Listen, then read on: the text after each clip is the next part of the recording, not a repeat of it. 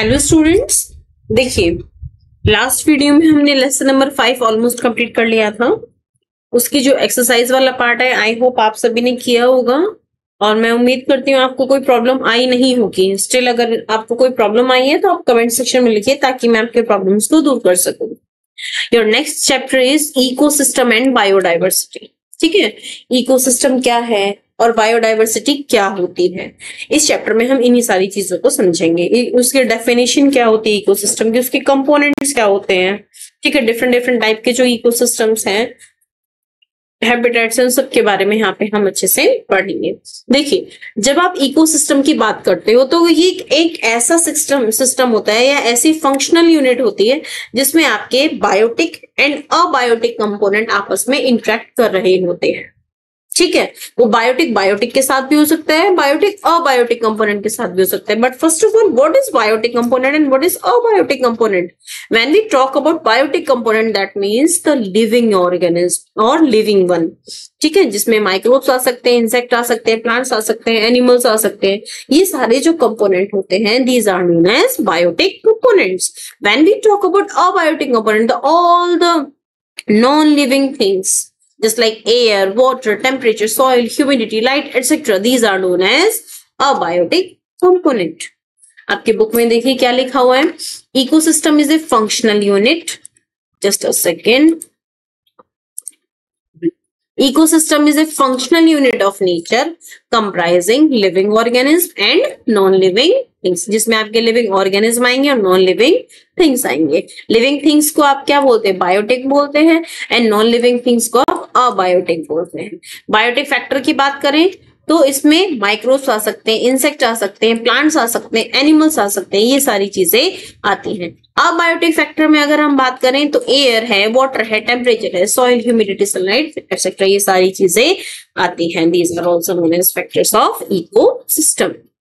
जब आप इकोसिस्टम की कंपोनेंट्स की बात करते हो तो बेसिकली इकोसिस्टम के जो कंपोनेंट्स होते हैं वो आपके बायोटिक और अबायोटिक आपस में इंटरेक्ट कर रहे होते हैं। क्यों इंटरेक्ट करेंगे? क्योंकि उनको उनकी जो जरूरतें हैं, उनकी जो नीड्स हैं, उनकी जो नेसेसिटी है, उनको पूरा करना है। ठीक है, उसमें आपके प्रोड्यूसर्स आ सकते हैं, कंज्यूमर्स आ सकते हैं एंड डीकम्पोजर्स आ सकते हैं।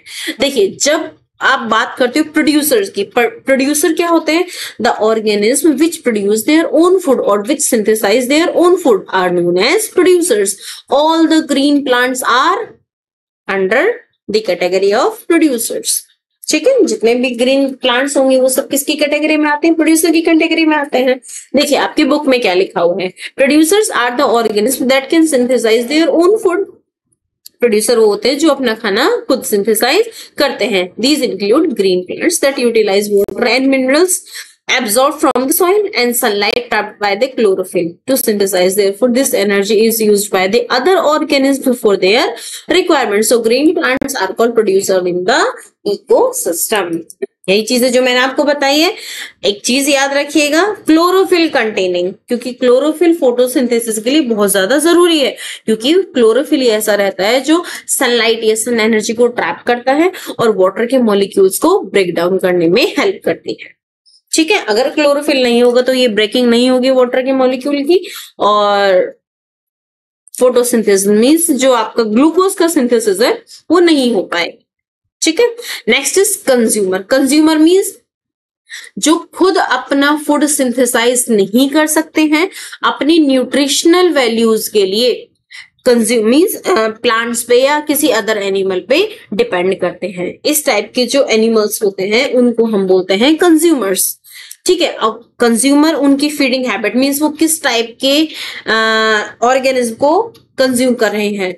ठीक है, उसके बेसिस पे हम बात करते हैं हर्बीवोर, कार्निवोर एंड ओमनिवोर्स की। ठीक है, चलिए इसको पढ़ेंगे हम नेक्स्ट वीडियो में। Till then bye bye, have a nice day.